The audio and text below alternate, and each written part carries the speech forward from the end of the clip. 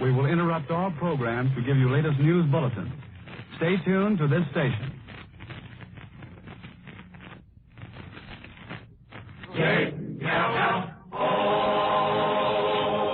The Jell-O program brought to you by Jell-O and Jell-O Pudding, starring Jack Benny with Mary Livingston, Phil Harris, Dennis Day, and yours truly, Don Wilson.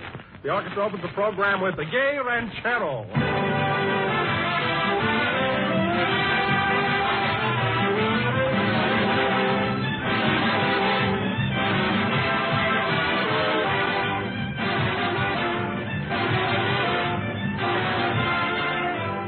Way to buy Jell-O, ladies and gentlemen, is to get several packages at a time and use them as you want them.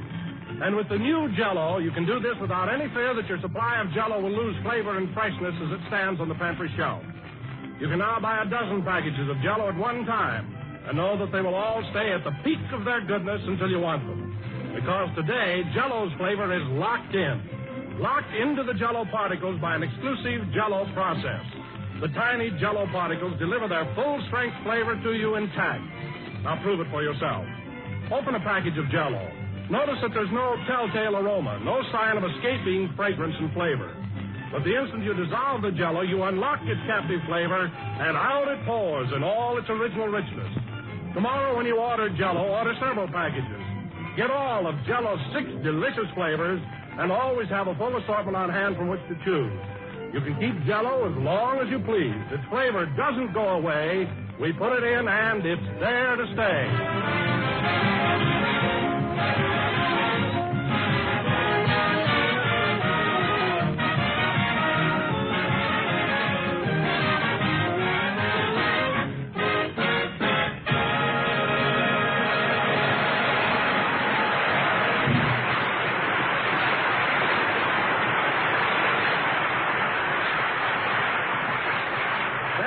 The Gay Ranchero, played by the orchestra.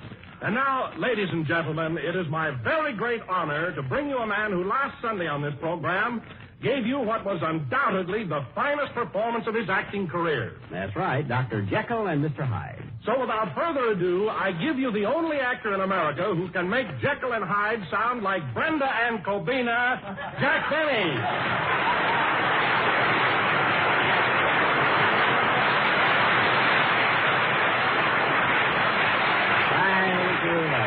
Hello again, this is Jack Benny talking, and Don, that may be your idea of a funny introduction. But to ridicule my performance of last Sunday, which everyone hailed as a dramatic nugget, that really burns me up. Now, take it easy, Jack. I thought you played the part well enough, but I happened to see the picture, and I didn't think you were as good as Spencer Tracy. Oh, you didn't? No. Well, Don, let me ask you something. Who signs your check every week? Spencer Tracy or the Benny Goose that lays the golden egg? Take that as my thought for today. But, Jack, you don't seem to understand. Oh, no. When Spencer Tracy played the part, there was a decided difference between both characters. But when you did it, I couldn't tell your Jekyll from your Hyde. Well, you can't tell your stomach from an igloo. So what do you know about it? A fine pal you turned out to be. Now, Jack. And don't call me Jack. From now on, you will please address me as Mr. Benny, and I'll call you Mr. Wilson. Is that clear? Oh, I think you're being very childish about the whole matter. Absolutely childish. Don't try to bring my age down. Flattery won't help. Remember that, Mr. Wilson. Mr. Wilson? Who's Mr. Wilson? That hulk over yonder. Listen, Mary, you witnessed my performance last week. What did you think of it? Well, personally, I thought you were very good as Georgie Jekyll.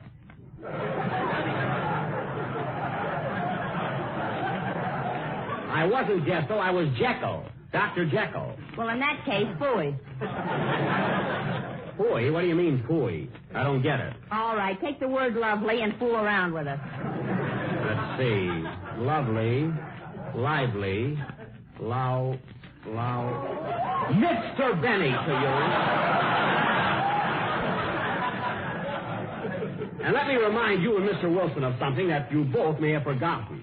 When I switched from Dr. Jekyll to that horrible Mr. Hyde and that gruesome look came over my face, women in the audience screamed.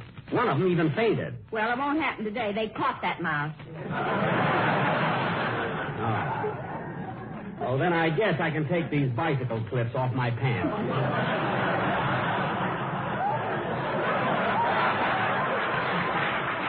However, as long as you and Don are in such a critical mood, I'd like to point out that Christmas is only 18 days away. Why else did you come in mad at everybody? All right, keep it up, keep it up. You know, I already bought your Christmas present, young lady, but I may exchange it for something cheaper. Something cheaper? Yes. They don't dig a bargain basement that deep. Well, you worked in more of them than I did.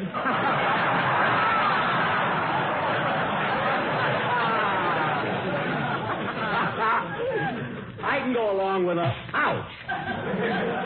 You do that once more, Miss Livingston. There'll be a... Oh, hello, Dennis. Oh, Mr. Benny. Gee, was that a performance you gave last week? Was that a performance? Well, thanks, Dennis. I'm glad you liked it. Not only me, my whole family thought you were wonderful. That's nice. I'm glad someone appreciated me. Listen, Jack, the trouble with you is the minute you do something halfway good, it goes right to your head. Mr. Benny was wonderful. Quiet. Why, to hear you talk, Jack, anyone would think you were the biggest ham in Hollywood. Oh. I'd like to see a bigger one, by golly.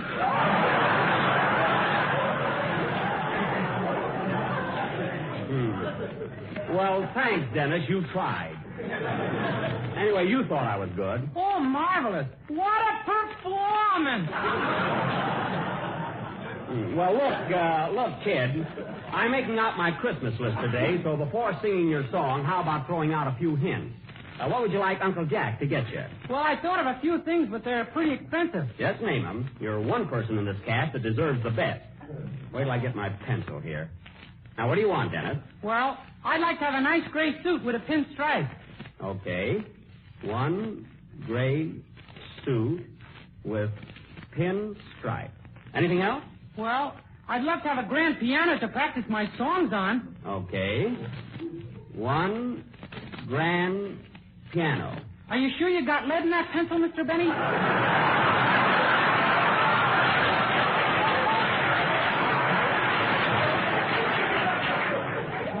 Yes. Now, what else do you want, Dennis? Well, I've always wanted one of those toy birds on a stick, and when you swing it around your head, the bird goes... Okay. One bird on stick. Now, what else do you want? Oh, stop, will you? You're just trying to make Don and me jealous. Dennis isn't going to get all that stuff. Well, he's getting something he wants. Gee, I wonder what it is. I'll give you a hint, kid.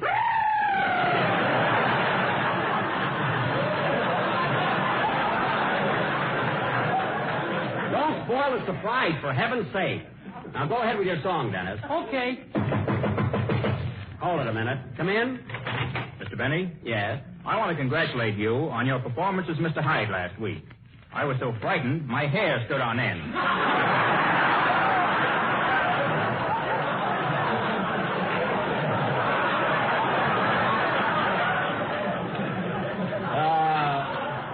Your hair? What hair? Right there. Stand up, Herman. Oh, get out of here. Herman. Well, I suppose if you only got one hair, you might as well have a name for it. Sing, Dennis.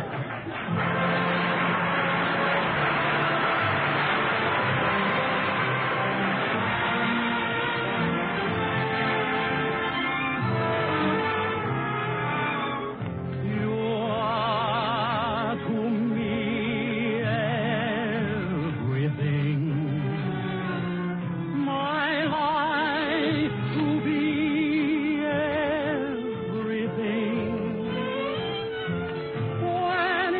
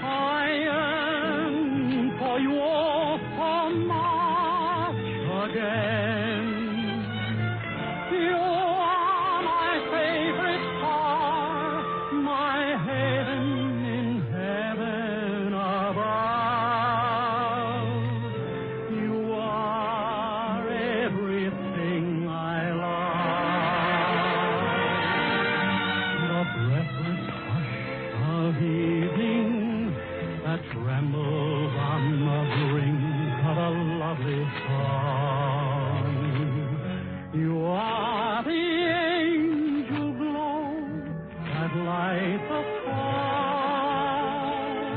the dearest things I know. Ladies and gentlemen, a special announcement. The entire regular personnel of the sheriff's and police office has been placed on a 2-platoon basis with 12-hour shift. All auxiliary personnel has been directed to stand by for emergency service instructions. The regular county defense program is functioning in an orderly manner, and citizens are urged to remain calm and avoid all unnecessary confusion because of hysteria. Citizen volunteers are asked to go quietly to their nearest police or fire stations and offer their services if they wish to help. There is no immediate cause for alarm, and coolness will accomplish more than anything else.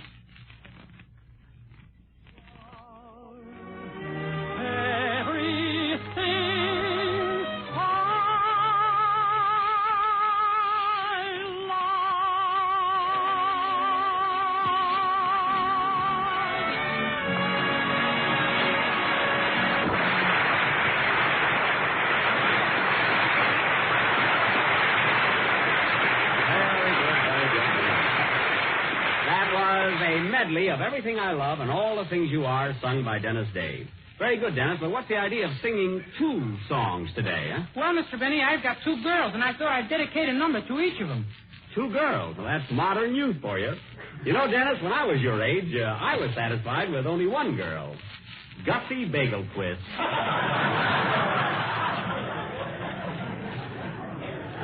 Gussie was a dream, yeah. Is that the girl you sued because she cut you with her buck teeth? I never sued her. I just told her to get a brace on. Anyway, I was talking to Dennis. Whatever happened to your girl, Mr. Benny? Gussie? Oh, I went into vaudeville, and she went away to veterinary college. We sort of drifted apart. She's one of the biggest horse doctors in northern Illinois now. Doing very well, too. Do you keep in touch with her, Mr. Benny? Do you ever write to her? Oh, once in a while when he has a cold or something. Yeah, I had a touch of the flu a couple of weeks ago, and she sent me some pills that were as big as baseballs. And some liniment to rub on my withers. One thing about Gussie, though, I never get a bill from her. That's... Well, look who's here. Hiya, Jackson. How's my pal? Don't Jackson or pal me, Mr. Harris. Let me ask you something. Did you or did you not go into the Brown Derby after last Sunday's show and tell people that my acting was putrid? Last Sunday? Maybe I did. I'd say that lots of times.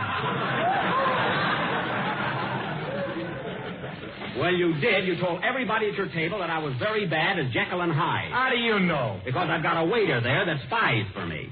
Naturally, you couldn't tip a waiter just for waiting on you. Mary, that's a little arrangement between Andre and me. Yeah, I should have known that waiter was a spy. His mustache fell in my soup. You wearing a false mustache? I told him not to overdo it. Anyway, Phil, you did run down my performance. Yeah, but I changed my mind about that. You know, I met one of the greatest dramatic actors in this town last night, and he said you were great. Orson thought you were terrific. Who, Orson Welles? No, Orson Buggy. Ain't that a Lou?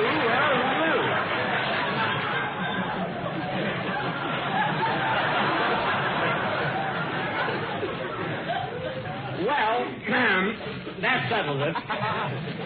If I don't get Glenn Miller in my stocking Christmas morning, I'll never write another letter to Santa. And incidentally, Mr. Harris, you better have a good excuse for coming in late today. Well, I'm sorry, Jackson, but I was out shopping. Say, Mary, you know what I'm getting Alice for Christmas this year? No, what? A roadster. A roaster, say. You know, for the oven.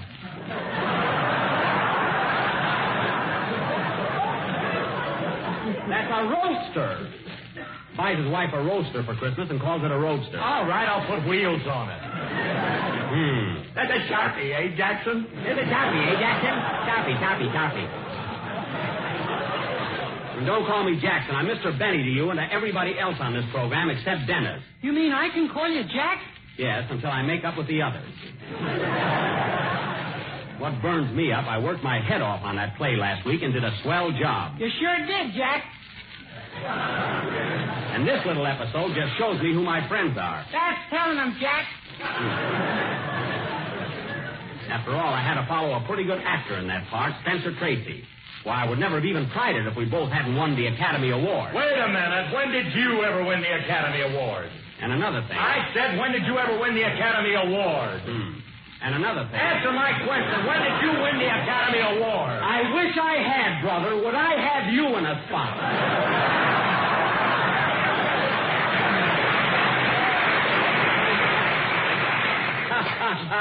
I guess that takes care of you. You said it, Jackie. Look, Dennis, just Jack, not Jackie.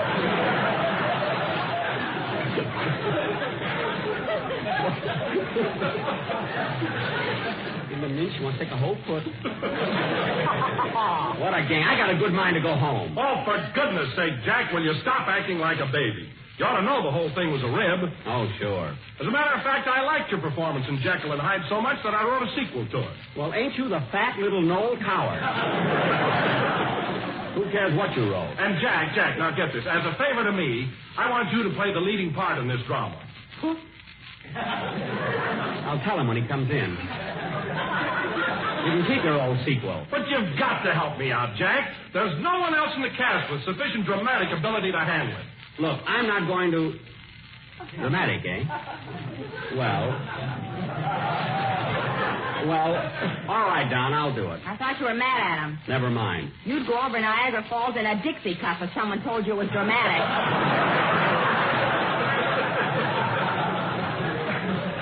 What's dramatic about a Dixie cup? Don, you say you've written a sequel to Jekyll and Hyde? Yes, Jack, but my play is called Mr. Hyde and Dr. Jekyll.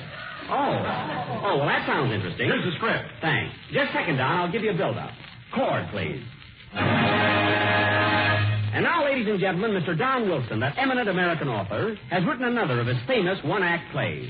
Take it, Don. The scene is the residence of Mr. and Mrs. Homer D. Hyde in the thriving little town of Upper Plate, Indiana. It is 7:30 p.m. Curtain. Music.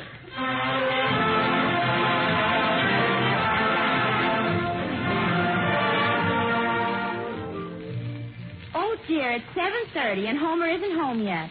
I wonder if his horse and buggy broke down. Gee, I hope it isn't one of his moods. Ah, here he comes now.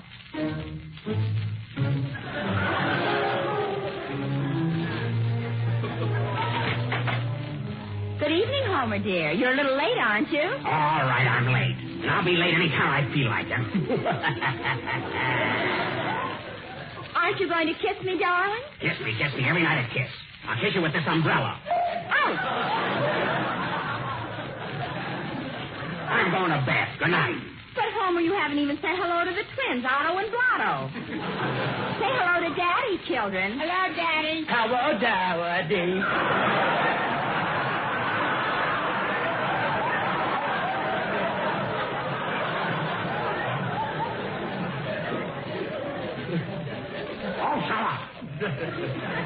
Also, one more peep out of you kids, and I'll kick your teeth out as soon as they grow in.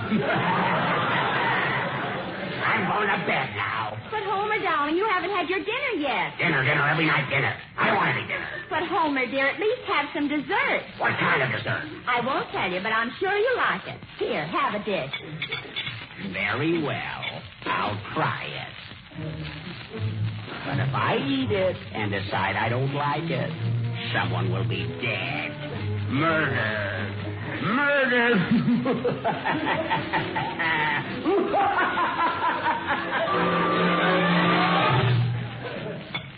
He's eating the dessert. I do hope he likes it. If not, what will happen to me and Otto and Blotto? Gee. Oh, boy.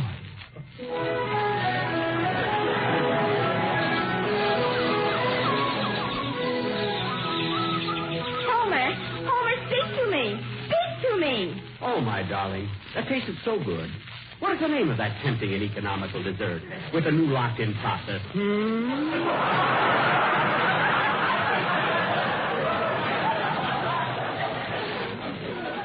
Jell-O, dear, and it comes in 6 delicious flavors. Strawberry, raspberry, cherry, orange, lemon, and wine.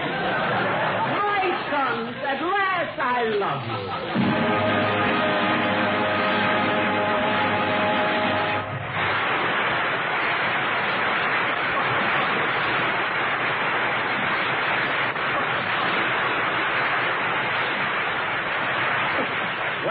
congratulations. You wrote a wonderful play. But, Jack, without you, it would have been impossible. You were even better than last week. Oh, I wouldn't say that. Well, how about a band number, Phil? Okay, Dowdy. Hold it. Come in. Well, Mr. Benny, you did it again. Were you scared? Look at Herman. He just won't go down. What a head he's got. That's the only persimmon I ever saw with brown eyes. Play, Phil.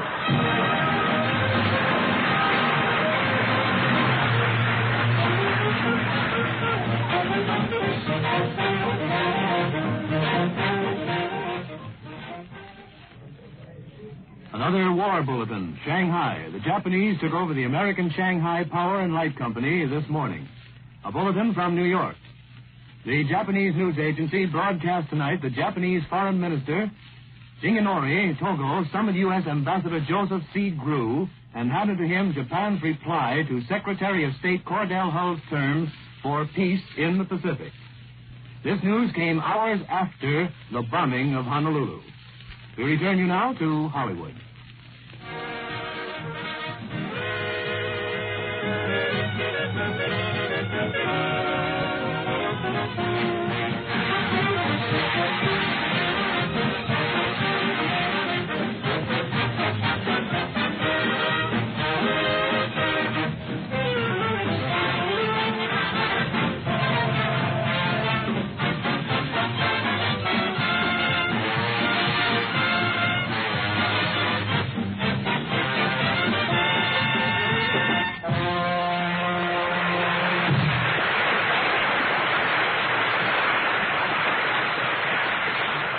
Nango from Weekend in Havana, played by Blotto Harris, and that goes for the whole orchestra. And now, ladies and gentlemen, I would like to announce that next week is a special attraction. Gee, Mr. Benny, I can't get over the way you played Mr. Hyde just now. Was that a performance?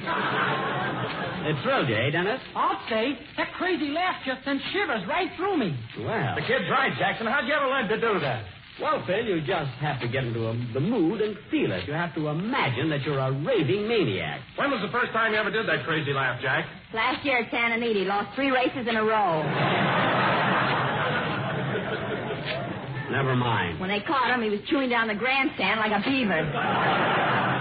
Well, you'd be mad, too. So let's forget it. Now, as I started to announce, ladies and gentlemen, next week is a special attraction. You know, Mr. Benny, I'd like to learn how to do that laugh so I can scare my girlfriend. Oh, it's easy, Dennis. Yeah, I wish you'd show me how to do it, Mr. Benny. Oh, I don't Come on, Jackson, do that laugh for us again. Well, look, Dennis, here's the way you do it. You've got to screw up your face and get it all distorted. Then you rip open your tie and shirt. Well, don't you have to muss up your hair a little? My hair? You know, those 3 Hermans. That's not important. Anyway, Dennis, once you're in this mood, you read a menacing line and then laugh. Now, get this. I'm going out for a walk now. A nice, long walk. And when I come back, someone will be dead. Murdered. Murdered. Ooh. What's the matter, Jack? My jaw slipped out of place. Look at her. His what? His jaw slipped out of place. Get a doctor. Hurry up. What a performance! Don't go there looking at me. Call my doctor. Dusty Bagel Quist, Waukegan 8362. Not her. Just someone in town. Now, take it easy, Jack. Take it easy. Oh, it hurts. Just hold still, Jack, and I'll snap your jaw back in place. All right, hurry up, John. Now, brace yourself. Okay.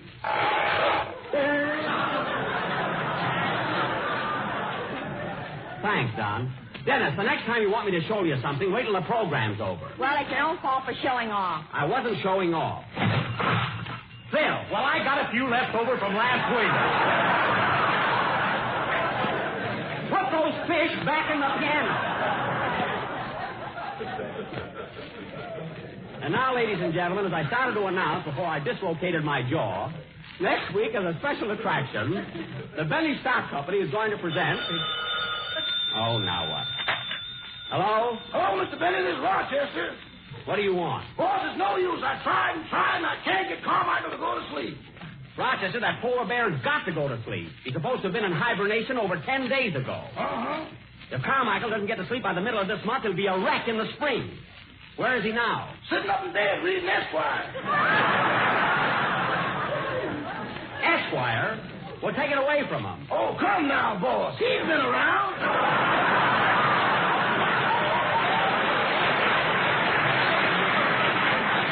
I mean, he's got to get to sleep. Now, Rochester, use a little psychology on him. Give him some warm milk. Give him some warm milk, put on his pajamas, and brush his teeth. Would you mind repeating that slowly, please? I said give him some warm milk. Uh-huh. Put on his pajamas. Uh-huh. And brush his teeth.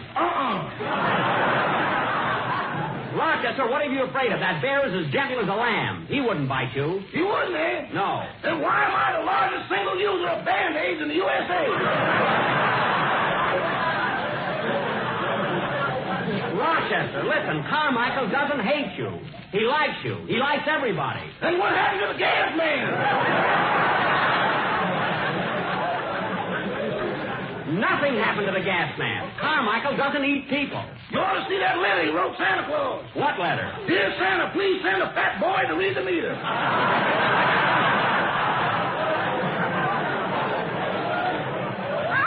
Oh, stop making things up. Now, you keep Carmichael in bed, and when I come home, I'll sing Rock-a-Bye Baby to him.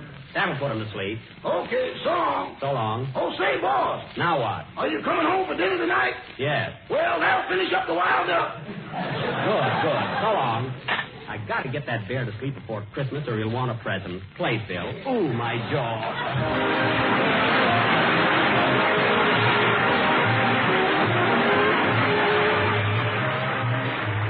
Friends, while you're looking through the December magazines in search of an idea for Aunt Martha's Christmas present, keep an eye open for this month's Jell-O page.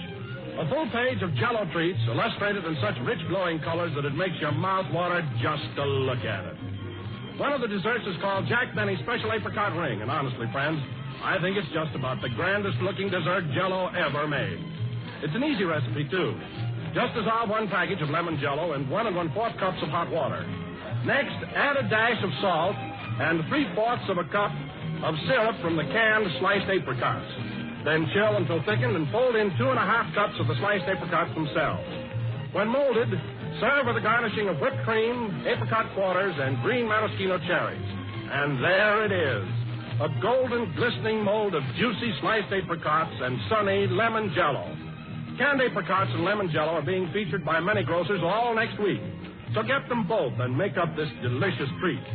Jell-O makes any gelatin recipe taste extra good because its locked-in flavor gives you all the flavor, always. This is the last number of the 10th program in the current Jell-O series, and we will be with you again next Sunday night at the same time. Well, Mary, you want to have dinner at my house tonight? No, thanks. I've had so much of that duck, I'm a bigger quack than Gussie. Don't pay any attention to her, Gussie. Good night, folks. Phil!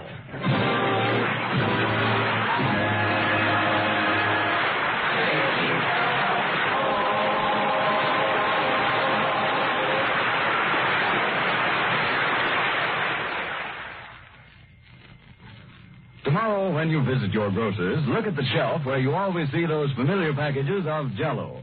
Right beside them, or very near them, you'll spy another Jell-O product. Jell-O puddings in 3 grand flavors: chocolate, vanilla, and butterscotch. You might try Jell-O butterscotch pudding. It's as smooth as cream and simply full of rich, golden butterscotch flavor. A pudding that your whole family will want to enjoy again and again. So when you order Jell-O, order Jell-O puddings, too. They're just like Grandma's, only more so. This is the National Broadcasting Company.